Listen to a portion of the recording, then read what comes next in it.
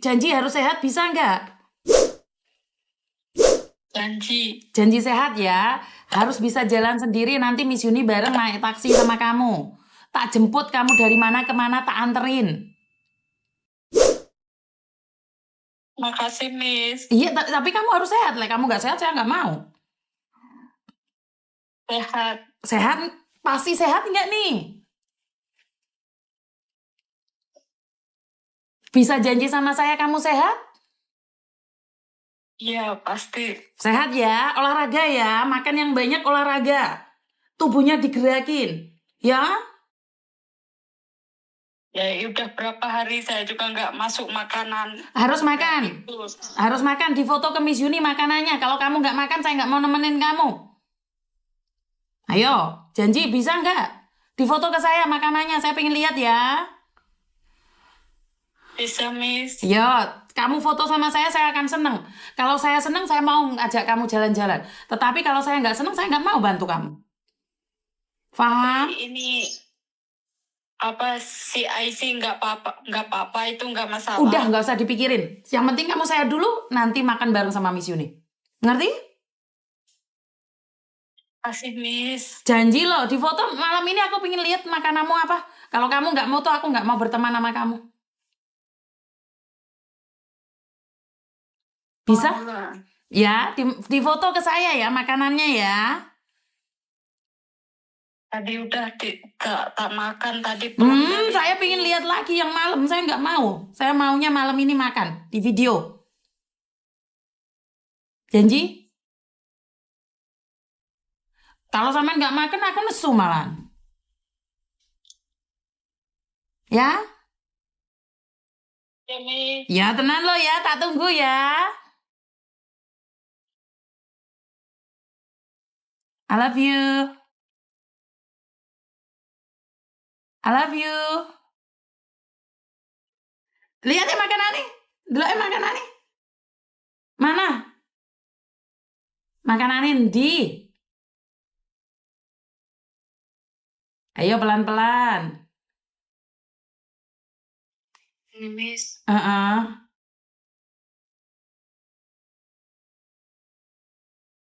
Makasih, Miss. Seadanya. Oh, oke. Ya udah ngelihat gitu. Ngelihat itu seneng aku. Enak itu. Miss, doain di SS. Oke, kamu butuh makanan nggak? Saya kirimin makanan ke kamu. Butuh nggak kamu sayang? Mau lah. Mau makanan dari saya, mau nggak? Saya kirimin apa yang kamu mau? Tisu, baju, makanan, mie, roti. Apa yang kamu mau sayang? Roti aja lah. Roti aja. Ya udah, nomormu nanti tak kasihkan Mbak di boarding house biar dianterin ya sayang ya. Iya. Ya. Besok ya, kalau malam ini agak telat ya. Biskuit banyak nih, kamu mau kan? Iya. Nah, kayak gitu makan nasinya harus habis loh ya. Miss. Ya wes, I love you. Bye-bye. Bye-bye.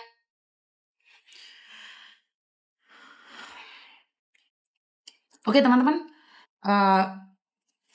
kita nggak tahu apes. Sampean sama saya nggak tahu apesnya kapan. Dan jangan pernah menghakimi. Komen-komen kalian itu titipan doa. Komen-komen kalian itu titipan doa. Jika kita salah komen tentang kehidupan orang lain, sebenarnya kita sedang berdoa untuk diri kita. Biasakan komen yang baik, karena itu adalah jejak kita. Masih ingat kan kalian ada orang yang mencaci maki saya, giliran dia ada masalah, dia tetap cari saya. Saya sudah memaafkan, tetapi ingat satu, kakang kawah adiari-ari. Orang lain yang gak terima. Karena itu kalau kalian nih temennya lagi depresi nih, lagi sakit nih, jangan dihakimi. Udah dia punya penyakit HIV, itu bukan urusanmu.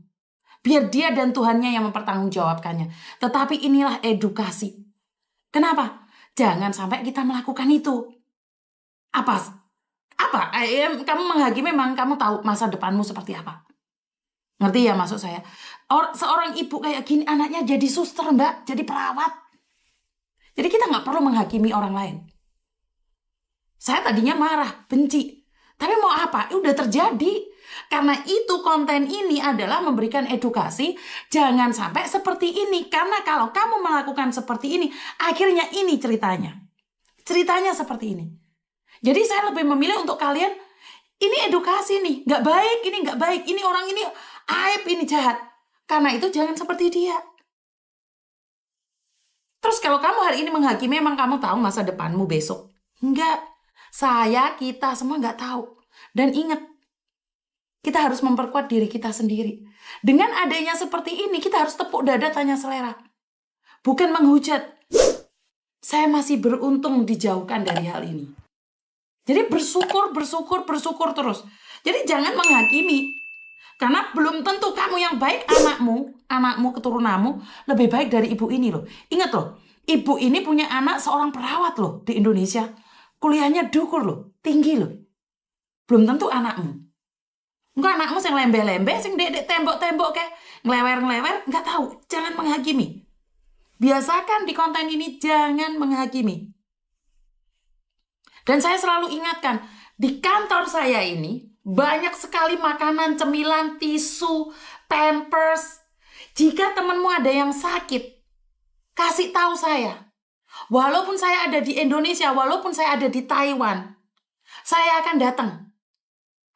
Saya akan datang. Kenapa? Saya sudah berjanji. Hasil dari saweran saya, dari YouTube saya sebagian kasihkan ke kalian. Dan ini janji saya. Nggak usah sungkan kalau kalian nggak punya uang, minta au. Minta au dek saya. Tetapi bukan untuk dimanfaatkan. Saya tidak ingin dimanfaatkan. Jadi bukan, kalau memang saya tidak akan menolong orang yang ada di Indonesia. Karena Indonesia sudah ada pemerintahan. Sementara saya di Hong Kong sendiri, saya single fighter. Saya ada siapa coba? Saya hanya ada kalian. Kalian yang nonton saya. Kalian nonton saya, itu sama halnya kalian sedang membantu teman-teman kalian. Yang ada di rumah sakit, yang ada di sana, dan ada di sini. Dan saya sangat bersyukur sekali, saya selama ini berdoa. Di mana cyber, di mana psikolog, di mana dokter itu akan hadir untuk saya.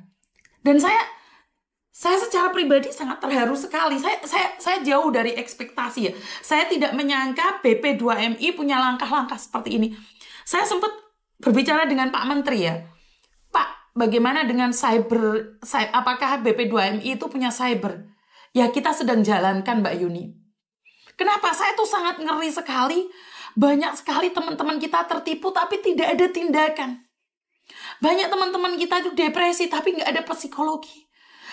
Bagaimana cara hidup sehat agar tidak punya kanker, tidak punya ini. Tapi saya siapa? Saya siapa? Nggak mungkin dong saya tiba-tiba, halo psikolog, nama saya Yuni, saya ingin ini. Saya itu siapa?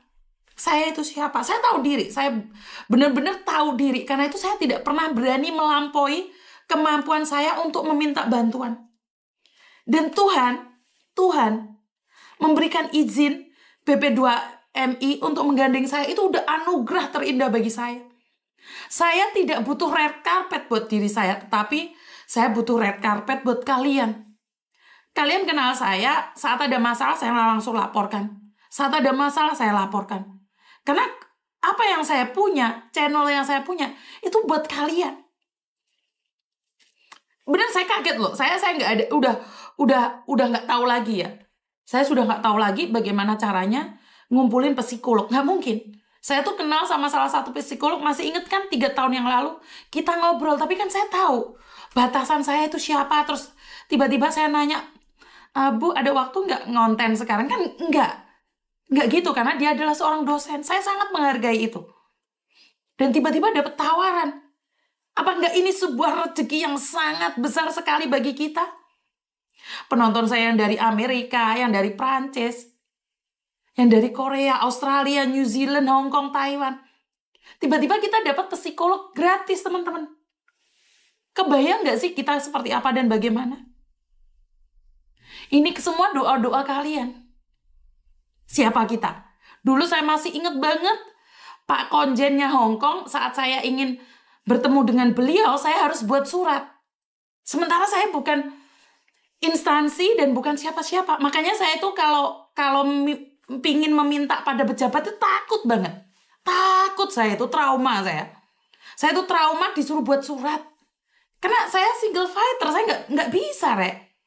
Dengan terhormat, seperti ini ya, silahkan untuk memasukkan data-data Anda. Yuni Andarwati sedang mengontenkan Pak Konjen. Kan juga pantas. Bener nggak sih? Tapi kalau Pak Konjen yang mengundang itu beda. Tetapi saya sangat ingin berterima kasih juga sama Pak Menteri, Pak Dirjen juga yang di BP2MI khususnya perlindungan ya. Karena saya tidak mengurusi penempatan ya. Kalau penempatan itu saya nggak paham. Saya nggak paham tentang perejenan, perPT-an itu saya nggak paham. Tetapi saya lebih ke perlindungan. Karena saat saya bekerja di agen, saya itu di bagian perlindungan. Jadi kalau kalian ada masalah, kalian di penjara, kalian di rumah sakit jiwa, itu saya yang menangani secara pribadi. Dan saat orang lain baru belajar tentang agen, saya sudah pensiun jadi agen. Saya nggak mau jadi agen. Kenapa? Saya selalu memberikan mental-mental yang kuat. Saya tidak ingin kalian keluar negeri 1 hari pulang. Keluar negeri nggak punya aturan. Berangkat sendiri tanpa proses. Pulang-pulang minta dipulangin pemerintah. Itu sebenarnya saya nggak setuju. Tetapi itu adalah hak kalian untuk keluar negeri. Siapa yang larang kalian keluar negeri?